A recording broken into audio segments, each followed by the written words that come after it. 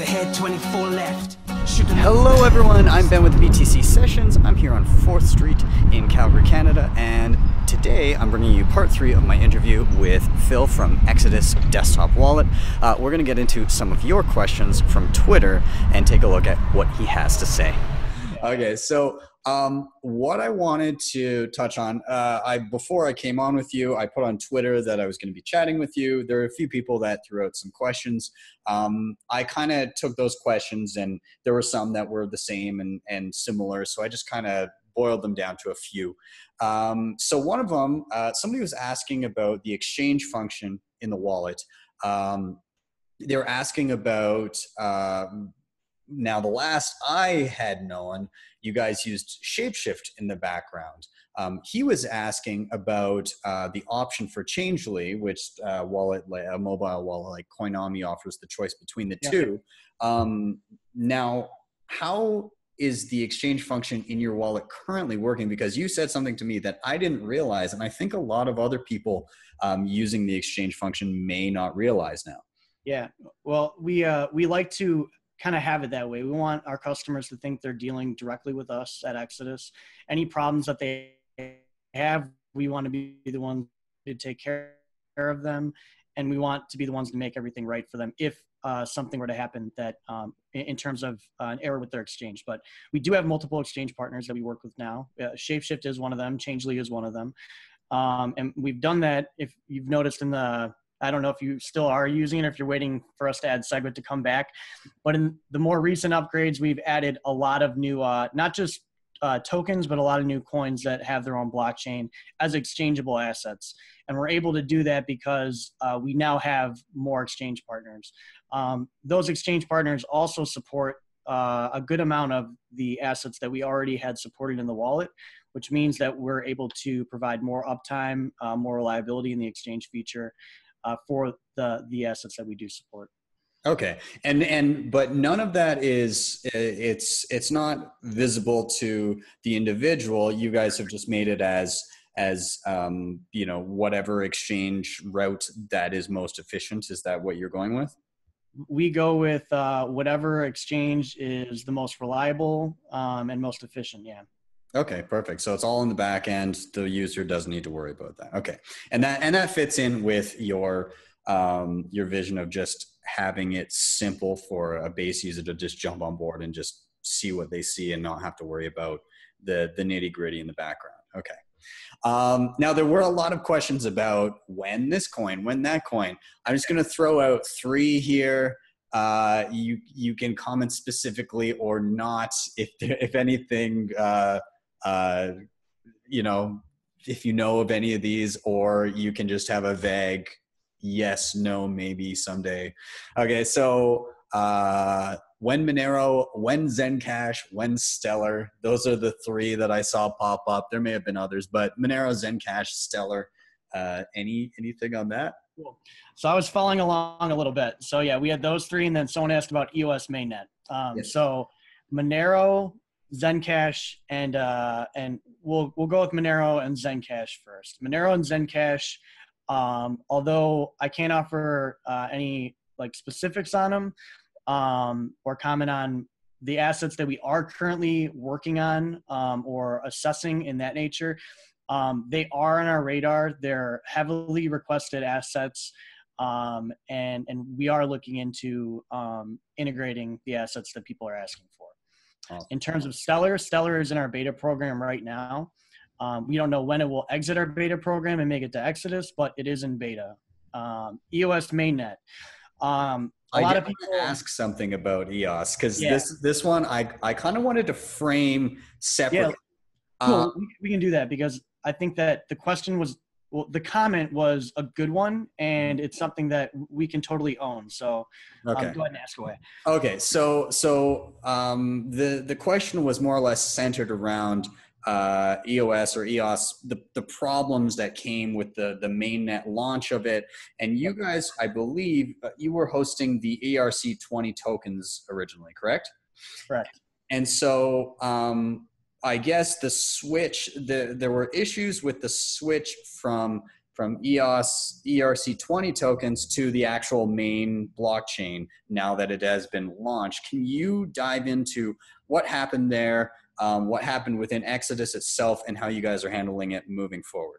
Yeah, absolutely. So it kind of got brought up a lot in conversation about a month, 6 weeks maybe before the mainnet launch, how serious it would be if, because there was no fallback registration at the time. The people who are involved in EOS may know what that is. Pretty much if you didn't register your tokens, there was another form of recovery for your mainnet tokens. That was new. That wasn't always planned. So initially, with EOS, it was that you had to register your tokens or you ran the risk of losing them forever. So we thought that was a pretty big deal, and we needed to get as much information as we could out about registering. At the same time, though, a developer of ours who was working with the support team, he had a customer who he had given a tutorial on how to use My Ether wallet to register it the way that you're supposed to do it. And she came back to him just like, there's no way that I can do that. That's way too difficult. How are people expected to follow directions like that? Even you provided me with these step-by-steps. What if you didn't? Like, how would I know to do that? So he really kind of like took that to heart and was like, this is way too difficult for people. We need to make an easy registration so that they can just not have to worry about it. A one-click thing, have it done. They don't ever have to expose their private keys. And we thought that was a great idea because we want people to obviously export their private keys as little as possible because of the security implications that follow with that.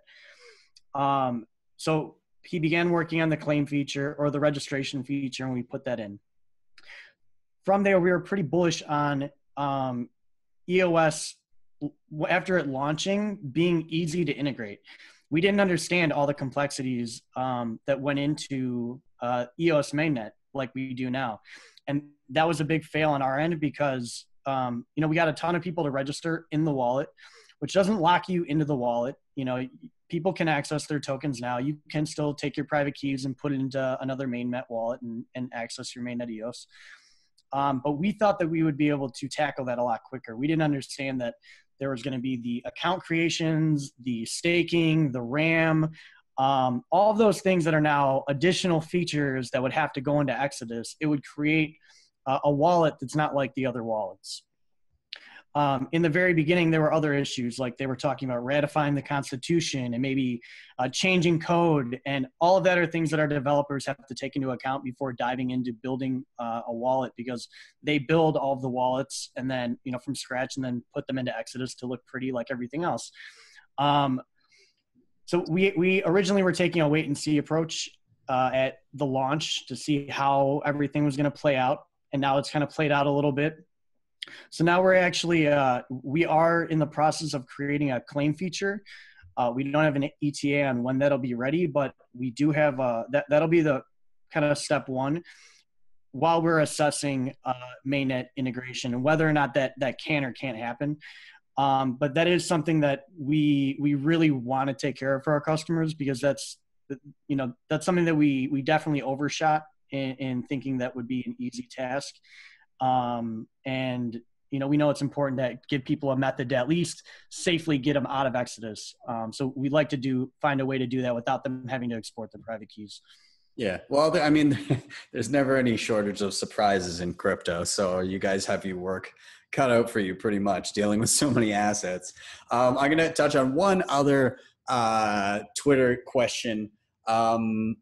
Now, this was presented by a couple people in different ways, but it just has to do with security within Exodus. I was wondering if you could just kind of encapsulate at the moment what security in Exodus looks like, and I'm including like the backup process. So how does that work? Sure. So after you receive your first deposit in Exodus, it can be any amount. It could be 50 cents, you'll be prompted with a little exclamation mark over your backup tab to back up. And from there, you'll set a password, which should be a strong, unique password that's not like any other accounts you have. And then it will show you your 12-word phrase to write down and store. And then it'll ask you for a email address to send you an encrypted email backup link that can help restore your wallet. That backup link only works with your password. So your password acts in a way to unencrypt that the backup link to make it work with your wallet. So that's the backup process that you'll go through within Exodus. It'll give you a 12-word phrase and a secondary recovery, which is the email backup link. Okay. Now it's something you said was very important there. Do not have the same password as any of your other accounts. And I did notice, just looking at Exodus before we got on again, I was looking at that, and it even at the bottom says security tip: do not use the same password as your email address. Yeah. Why? Can you just why? And it kind of falls into like the 2FA thing, why we don't have that. But when you use, especially for your email address or your email accounts, if you're using the same password, if someone accesses your Google account, they now have access to all of the passwords that are stored in your Gmail or your Chrome, if you're using Chrome, and all of those accounts. They also can then just, well, I have his email password. I can test this password on all the accounts that he has and all the emails. And if you use that, then they're going to get in. Mm-hmm. So, I've seen people talk about, people that have lost funds with Exodus, and there's really only 4 ways that can happen. If your private keys are exposed and someone else gets them, if your 12-word phrase is exposed and someone else were to get that, your Exodus password and physical access to your computer was known. So if Benny gave me his password and I was at his house and I logged in, or if someone had your backup link and your Exodus password, which is why it's important to not have the same password as your email account, because if they access your email account, that's probably their first guess if they see an Exodus link is, let's check the same password. How susceptible would an email backup be to just a brute force attack as far as trying to crack that password? It would be pretty difficult if you set your strong, unique password to crack that. It would be near impossible. I can't say impossible because that would say that it's going to happen, but I'd say it's pretty near impossible for that to happen. Yeah, as long as the password is strong enough. So Correct. People don't go doing a 1, 2, 3, 4 or something like that on your password. This is your money you're talking about. We have a small, when you choose the password, it does have a strength meter per se. So it won't let you just choose like 1, 2, 3, 4.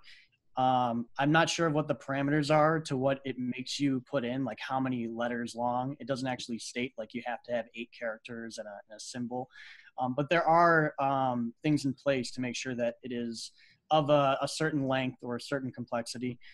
But even still that's not enough. You could have the same variation of a password that you're using for each account, and that could be found out pretty easy. If my password is, I don't know, Philip B1, and then the next one's Philip B2 and Philip B3. It's not hard for someone to figure that type of thing out. So I always recommend just spending the money on something like 1Password and just having randomly generated passwords made for you. That way you don't even know them. You need your app, and it keeps everything safe for you. Thank you guys so much for watching. Please don't forget to hit like, subscribe, drop a tip if you're able to, and share this video. See you guys next time on the BTC Sessions.